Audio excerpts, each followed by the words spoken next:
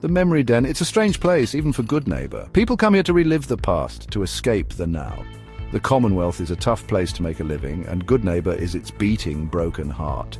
Justice is a word people whisper, not something they expect to see walking down the street. I was just passing through, looking for a lead, a job, anything to keep me moving. Then I saw him.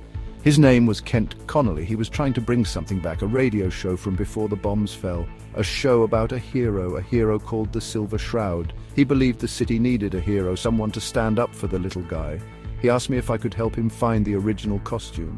He thought if he had the real deal, it would make the broadcast feel more authentic. He wanted to bring justice back to the world, one radio wave at a time.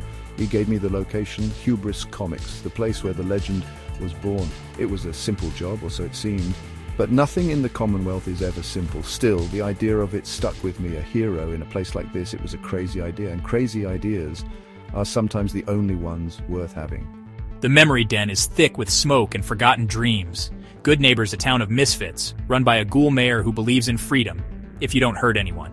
But people do get hurt. Justice is a ghost here, just like the memories for sale in this den. Kent Connolly, hunched over a ham radio, looked out of place, gentle, hopeful. A ghoul who believed in heroes.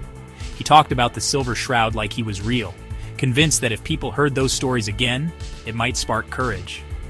He asked me to find the original costume at Hubris Comics, hoping it would make the broadcast real. I looked around at the lost souls chasing ghosts. Maybe Kent was onto something. I agreed. It felt like a fool's errand, but there was something in his eyes that made you want to believe. The world is full of monsters, both human and not. Still, the idea of a hero in a place like this stuck with me. It was a crazy idea. But sometimes, crazy ideas are the only ones worth having. I set out for Hubris Comics, not knowing if I was chasing a legend or just another ghost. But for the first time in a long while, I felt like I was chasing hope. And in the Commonwealth, hope is the rarest thing of all. Hubris Comics stood like a tombstone for a brighter time. Its windows shattered, its doors barely holding back the past. Inside, the air was thick with old paper and decay. Silence meant danger. The place was crawling with feral ghouls, once people, now just hunger and rage. I fought my way up, each floor a battle, posters of forgotten heroes watching the violence. This was where the Silver Shroud was born, where dreams had become nightmares. On the top floor, under a dusty spotlight, I found the costume, silver trench coat, scarf, fedora. It looked ordinary, but it was more than cloth. It was a symbol. I took the costume, the script, and a silver submachine gun prop. It was time to bring this ghost back to Goodneighbor. Maybe a symbol could make a difference. Maybe a hero could too. I left Hubris Comics with more than a costume. I left with a purpose. Back in Goodneighbor, I gave the costume to Kent. His face lit up with hope. He got the Silver Shroud back on the airwaves, but he wanted more. He wanted the shroud on the streets. He wanted me to the Silver Shroud. So I put on the coat and hat. It felt silly until I stepped outside. Kent fed me tips over the radio. The first call, a thug named AJ threatening a local. I confronted him, delivered the line, "Death has come for you, evildoer, and I am its shroud." He laughed, until I showed him the gun. A few shots and he was down. Word spread fast, the Silver Shroud was real. I took down thugs, left calling cards, cleaned up the streets. People started to look at me differently. Not with fear, but with respect. Maybe even hope. I stopped a chem dealer, a killer preying on the weak. With every act, the legend grew. The Shroud wasn't just a story anymore. He was real, and he was just getting started. Goodneighbor changed. The criminals got scared. The good people started to believe. The Silver Shroud was more than a costume. He was a symbol. And symbols are powerful in a world that's lost its way. Kent's dream was working. I was the Shroud. And for the first time, I felt like a hero. The city needed hope. The city needed a legend. And I was ready to give it to them. The Shroud's story was just beginning. The line between hero and myth was blurring. And in Goodneighbor, that was exactly what people needed. The legend was alive, and so was hope. My work as the Shroud didn't go unnoticed. KLE0 told me the mayor wanted to see me.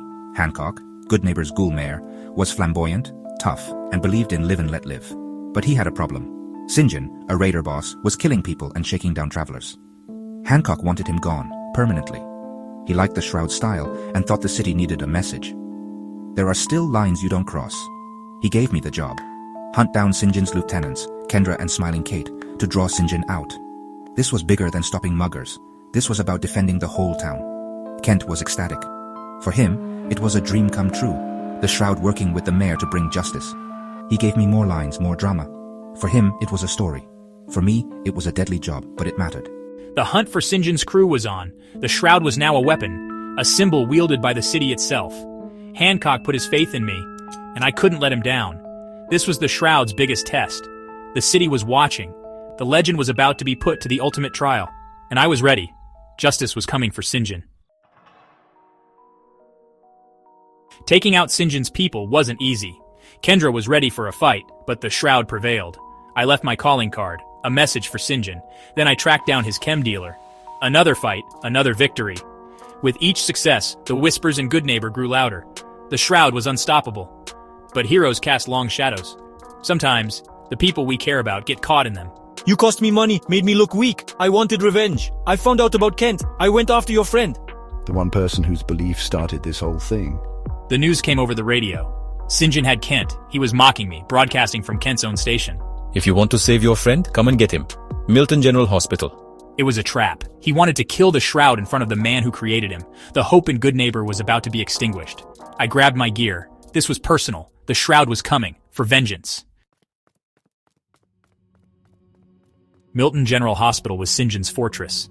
Dark, deadly, crawling with raiders. Every corner was an ambush, every hallway a trap.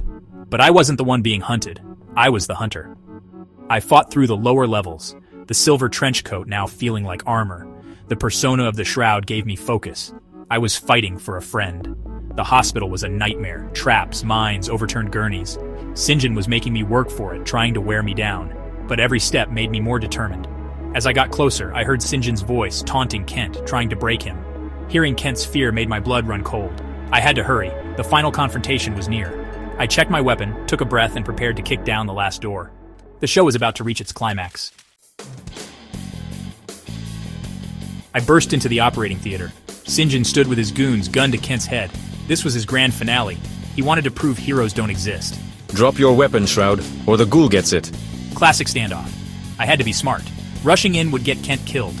I had to think like the Shroud, play his game but with my own rules. I taunted Sinjin, told him the Shroud was an idea, and you can't kill an idea. The goal? Make his men hesitate. Make Sinjin focus on me, or use the tools of the wasteland. Create chaos, turn his men against him. The most important thing was saving Kent. The method didn't matter, only the result. The fate of my friend, and the legend, rested on what I did next. I chose my path. I taunted Sinjin, told him evil always meets justice. His goons hesitated. That was all I needed. I opened fire. The fight was over in seconds. Fast, brutal, final. Sinjin tried to shoot Kent, but I was faster. One shot, and his reign was over. I rushed to Kent, cut him free. He was shaken, but alive. He looked at me, at the shroud, and saw his dream come to life. I can't believe it. You really did it. We stood in the quiet, adrenaline fading. We had won, but it came at a cost. The line between fantasy and reality had blurred. We gathered ourselves and left the darkness behind. Back to Goodneighbor, back to the light. The legend had survived. But so had we. The walk back to Goodneighbor was quiet. The sun was rising. The town felt different, safer. Word of Sinjin's defeat spread fast. People smiled, grateful. There they are. The Shroud and his trusty sidekick. You did good, friend. This town owes you. Hancock met us, grinning, and declared the Shroud the hero the town deserved. He even upgraded my costume. Real protection for a real hero. Later I found Kent in the memory den, quiet and thoughtful. Thank you. I'm sorry for putting you in danger. My fantasy almost got us both killed. I told him his belief made a real difference. It gave people hope. His dream wasn't silly, it was powerful. The Silver Shroud isn't just about cool lines. It's about standing up when others won't. About protecting the innocent, even when it's hard. I know the risks now, but I believe in the mission more than ever.